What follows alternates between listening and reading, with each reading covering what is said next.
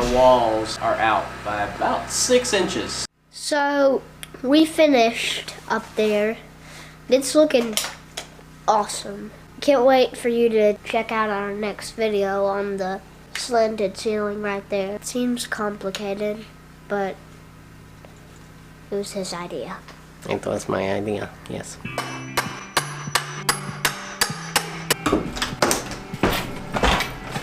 As you can see, that wall drops what looks like about, I don't know, 2 inches or so, maybe more. So I'm gonna take a piece of, maybe this long piece right here, set it across there, and actually level it up from side to side, and then build my knee wall from there up. Well, there we go. I was thinking 2 inches. This is actually closer to 4 inches out of square from one side to the other.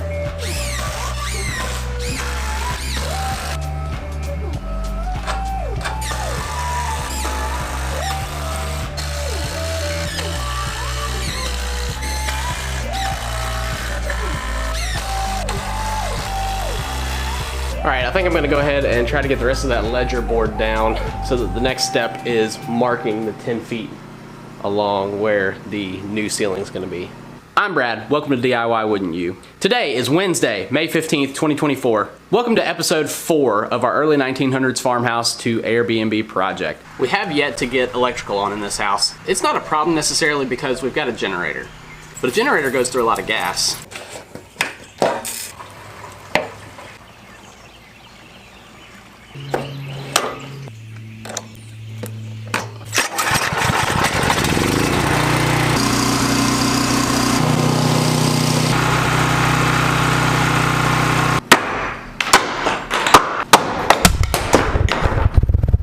I'm so sorry. I did not expect that to happen. Mercy me. You okay? All right, I'm gonna carry on.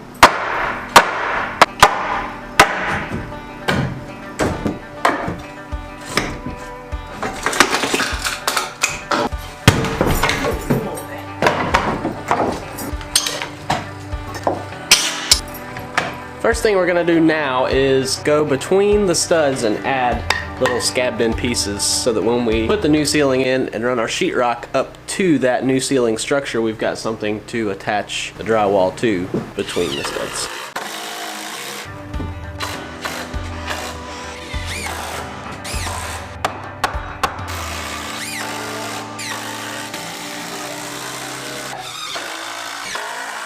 Today's a big day. It's a real big day. It's kind of a big day. So slightly big day, but it's not too big of a day. It's really just a normal day. You're rambling. Anyway, we got some wood. You can see it. Got some more wood in there. I don't know if you can see it, but see that wood? Pine rough cut 2x6s that are about 11 feet long. And the reason for that is because we're rebuilding the kitchen ceiling starting today, right now.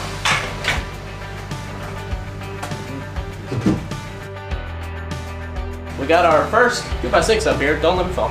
Mitered this side because it's gonna have to overlap and be 2 pieces. So this gives us a nice strong joint. Now we're gonna draw a center line on all the studs and run 2 lag screws in each stud.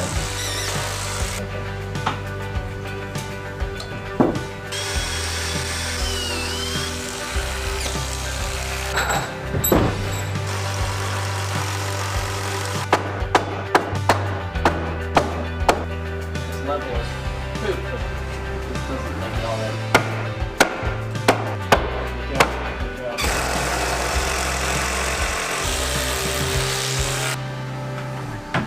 We noticed that the piece on that end that we just put up looked really far out of square.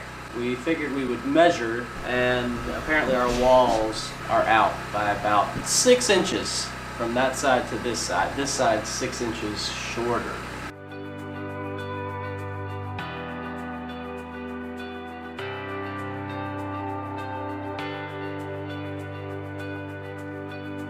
I just broke off the bit. Oh no. For the beam that's running across, I notched the bottom and left a 2 inch by 1 7/8 chunk at the top. For this piece, I'm going to notch the top so that that beam will sit down on here. And then I can lag through from the top and then maybe put a screw through from the side, kind of try to hide it a little bit. I don't know.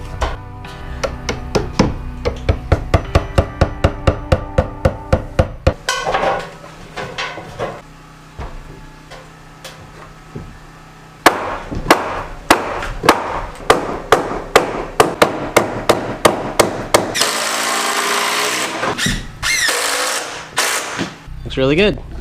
I did end up putting a countersink screw here and kind of running it down at an angle so that when you're down on the ground you won't see it as much. There's what the top looks like.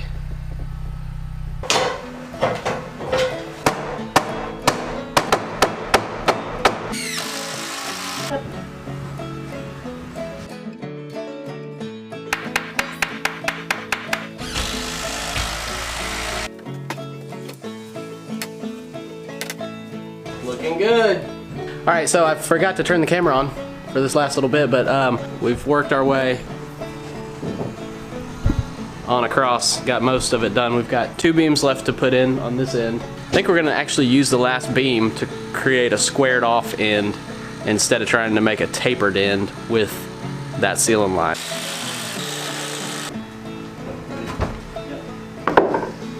Knocked my dang hammer down.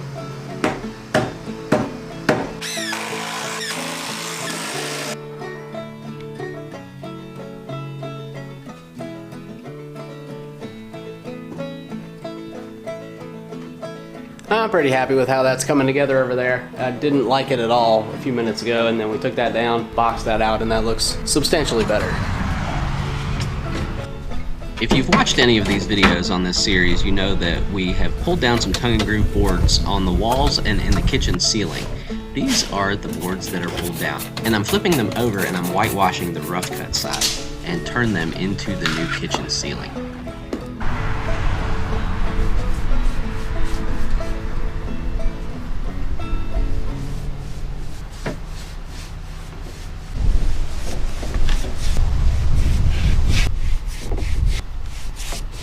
I was using this Minwax color wash stain. It's a whitewash finish and it soaks into the wood really deep. So for the first coat, it just lightly tints it white.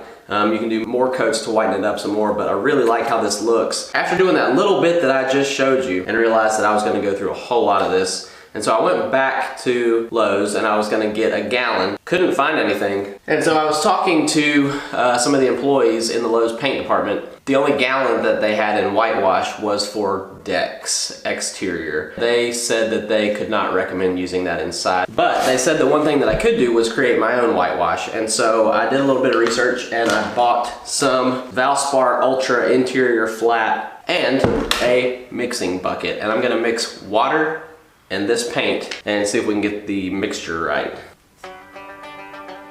8 ounces paint, 16 ounces water.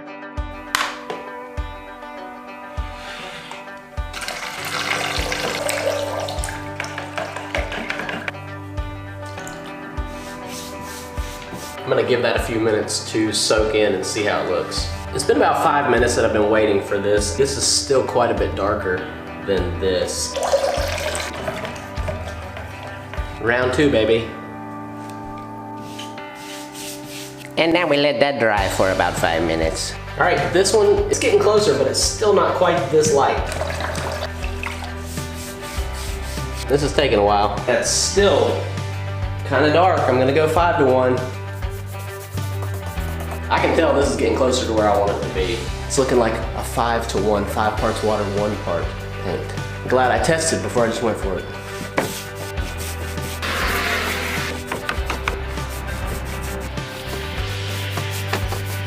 All right, so I'm up here on my ladder up at this beam. What I'm gonna do is set you guys here. I'm gonna take this 2x4, set it on here, mark it here, cut it, and then actually attach it to here and here to create this little ledge to build our ceiling on. Very good.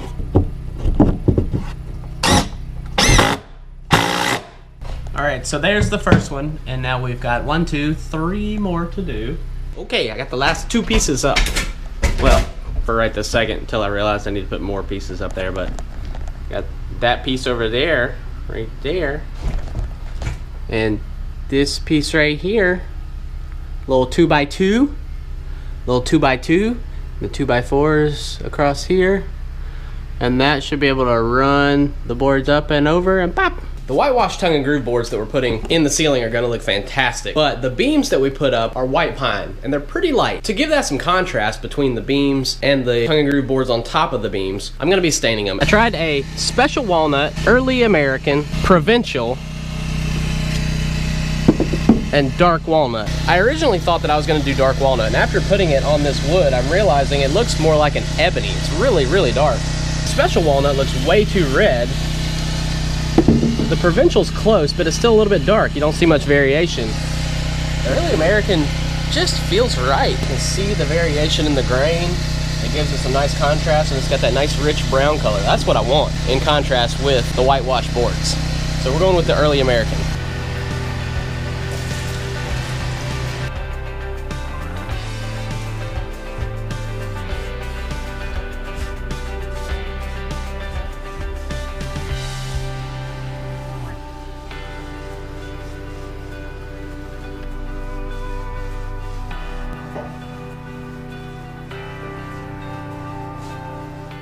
Now that the beams are stained in the ceiling and I've got all the boards whitewashed, I'm going to go ahead and start installing those whitewashed boards onto the beams. This is going to be really cool. That's what it's going to look like right there.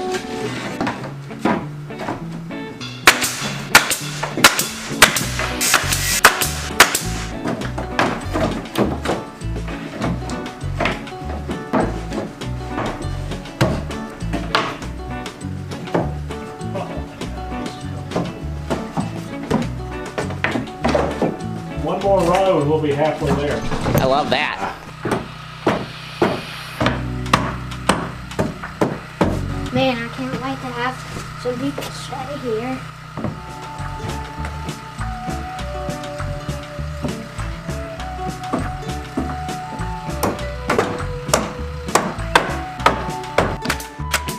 Henry and I are on the home stretch here. We've got what looks like 5 to 6 more rows to do. We've got enough boards up here to do it.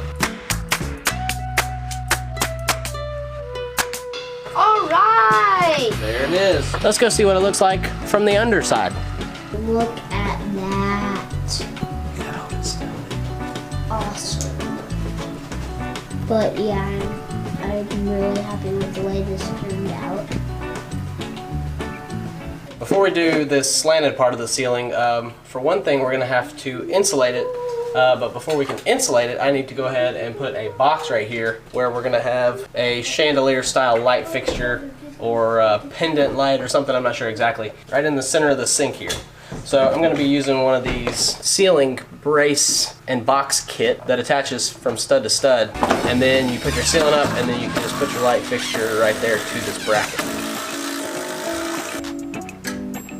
Okay, now to do this slanted part of the ceiling. I came along here yesterday and put some great stuff where the roof boards come down and meet the top of this sidewall because there was actually a little bit of light gap that you could see. So today we can come back and insulate these cavities and go ahead and run our whitewash boards across.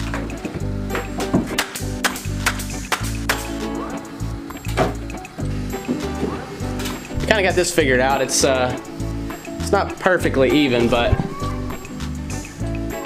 I think it hides it about as good as it could, really. So we're gonna go ahead and put the insulation up between the rafters here before we bring the ceiling down any further. Brad, you know, we were really overthinking this to begin with because we thought we were going to have to cut the boards to make it work on that slope up there. But once we started with it, they just kind of worked into shape. Yeah, you're right. With some shims, and you know. Mm-hmm.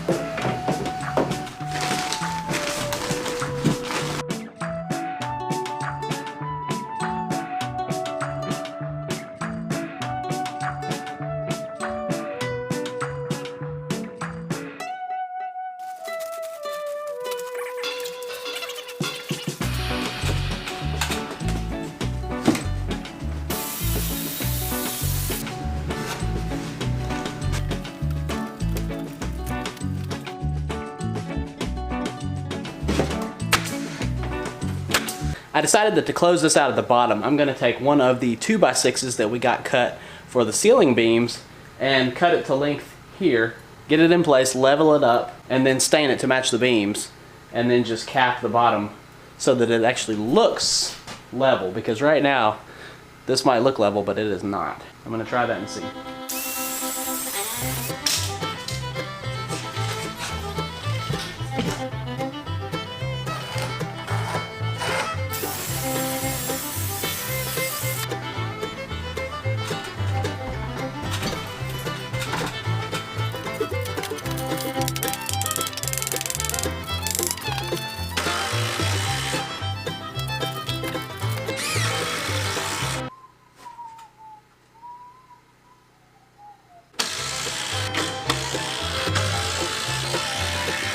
It's so far out of square from this side to this side that I need 1.25 inches shim on this side.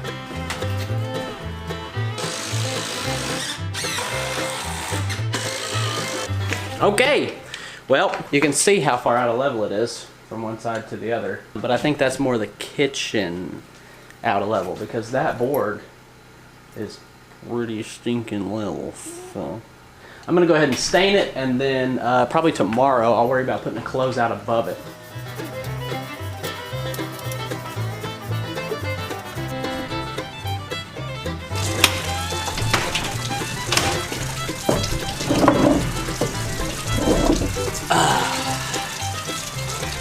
I'm not gonna lie, I'm in a little bit of a funk this morning.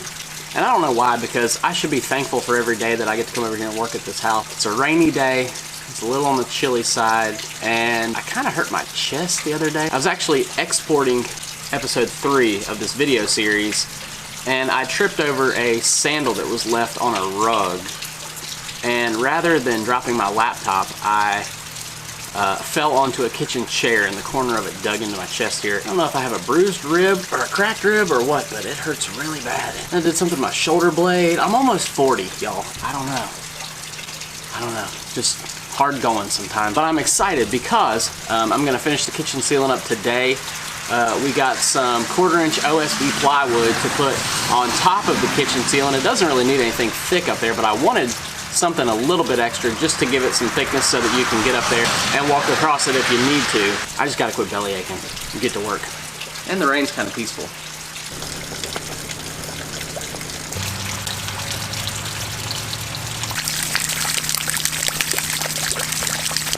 And this porch is kind of peaceful.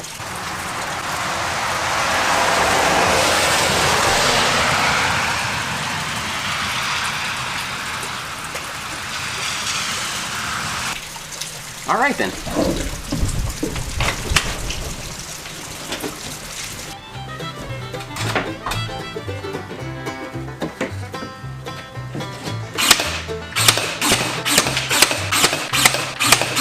I don't know if you can see it in the camera, so let me go show you real quick. Came here and put the groove side of the wood on the top edge of this beam. It's rested across. And you can see the difference from that side to this side as far as the height, but there's no way to completely hide how far off the ceiling is, so I think this is about the best way we could have done it. So now let's move on and put the 1/4-inch OSB on top of that part of the ceiling.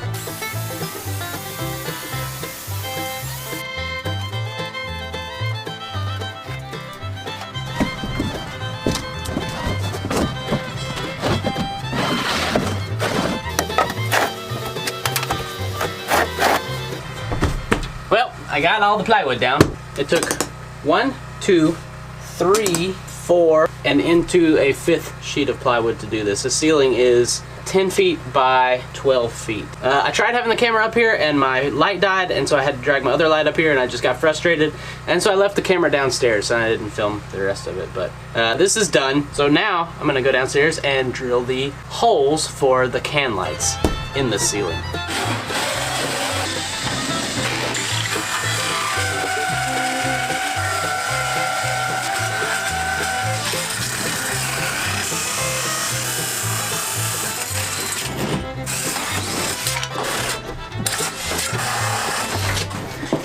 The lights that we're putting in here are pretty sweet. They are can lights or recessed lights, 6-inch LED.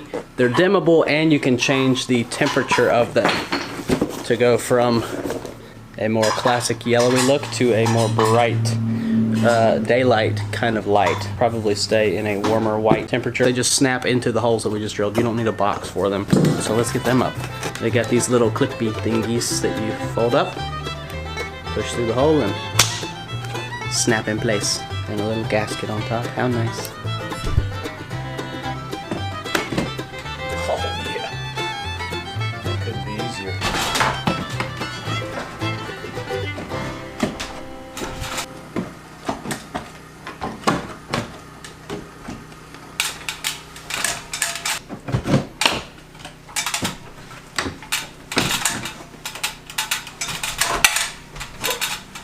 Simple as that, folks. Short of wiring them, those lights are done. I mean, I know wiring is the hard part, but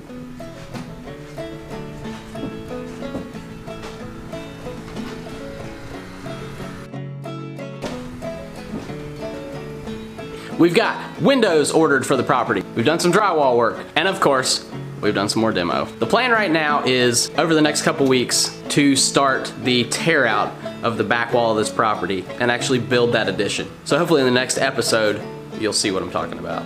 I hope you come back and check it out. I hope you guys enjoyed this episode. If you did, give it a thumbs up. If you want to see more fun projects that we're working on and more on this series, I hope you'll subscribe to the channel. We'd love to see you back. If you want to be the first to know when we post another video, hit the notification bell. I'm Brad. This is DIY Wouldn't You? Hope you'll join us in the next video. Bye.